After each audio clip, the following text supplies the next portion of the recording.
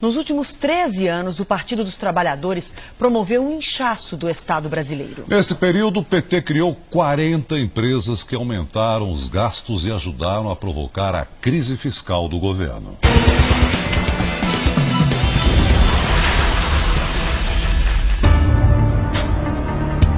Governar é abrir empresas.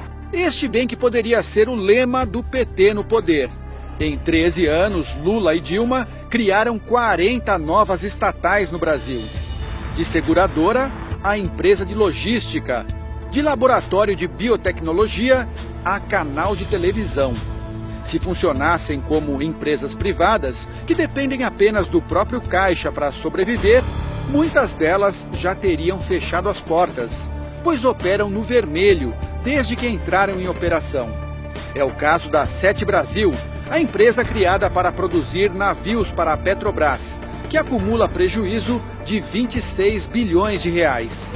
E a TV Brasil, a emissora pública criada em 2007, que acumula um rombo de 6 bilhões de reais. O Brasil apostou numa espécie de aventura expansionista, né? Ou seja, a velha ideia de tentar retomar o desenvolvimento do país com investimento público, a criação de estatais, não é? E aí eu acho que houve um estímulo ao consumo como grande saída do país. Eu acho que aí o Brasil se perdeu. O problema não é apenas a viabilidade financeira das novas empresas. Para uma estatal funcionar, é preciso gente para trabalhar.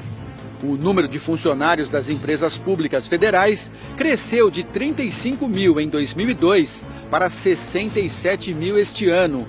É quase o dobro. O gasto com salários no mesmo período subiu de 1,5 bilhão de reais para 7,5 bilhões. O inchaço da máquina se estendeu ao Poder Executivo Federal.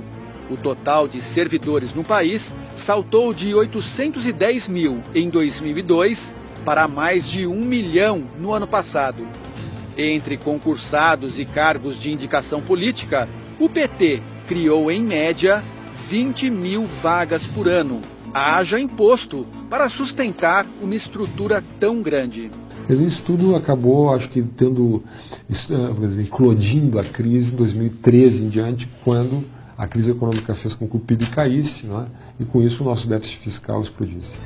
Os cargos comissionados, indicados pelo PT ou por partidos que apoiavam o governo, chegaram a 120 mil no governo Dilma Rousseff. Causa um efeito de desmotivação muito grande naqueles servidores concursados que, às vezes, estão almejando a ocupar um cargo de chefia e, quando menos imaginam, são preteridos em função de alguma indicação política.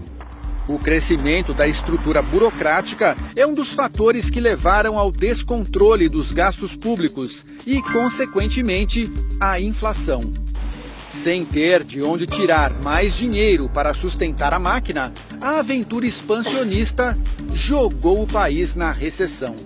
Num governo sem projeto, né, o que sobra é a cooptação, pura e simples, né? Agências reguladoras, estatais, e assim por diante. Isso foi muito negativo, é um dado muito negativo dessa experiência. Para piorar o quadro, os indicadores negativos da área econômica pegaram o governo Dilma Rousseff num momento de fragilidade, por conta do maior escândalo de corrupção da história do país. Os crimes cometidos na Petrobras e em outras estatais não têm digitais apenas do PT, mas de vários partidos políticos. No entanto, a crise veio à tona após 13 anos do partido no poder, o que leva a crer que o PT teve papel de destaque no escândalo agora revelado. Seria o discurso da honestidade apenas demagogia para alcançar o poder? Eu acreditava naquilo. Quando eu deixei de acreditar, falei, peraí, eu estou fora disso, né? Não me confundam.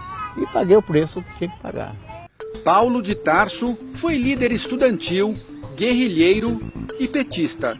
Nos anos 90, se decepcionou com o partido que ajudou a fundar.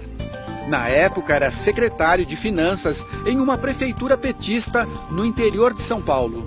Descobriu que havia um esquema de favorecimento em licitações para a empresa de consultoria do advogado Roberto Teixeira, amigo de Lula. Eu fiz tudo que tinha que ser feito. Fiquei durante 4 anos tentando levar a discussão do que eu tinha apurado, as provas que eu tinha, para que o partido discutisse. E eu só resolvi, em determinado momento, torná-las públicas, essas provas todas, porque eu não queria ser cúmplice. O caso se transformou no primeiro escândalo de corrupção no PT.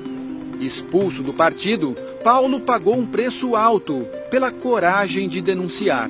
Eu era o traidor, e como tal fui transformado em pária político. Eu sei as dificuldades que eu passei, né, de simplesmente o PT e seus dirigentes, militantes, impedirem até que eu trabalhasse. A assessoria de imprensa do PT disse que o partido não cria e nem gerencia cargos públicos e que fez um governo de coalizão durante os 13 anos, inclusive com o PMDB. O novo governo diz que já começou uma reforma administrativa que pretende reduzir o número de cargos comissionados. A previsão é cortar cerca de 4.500 vagas.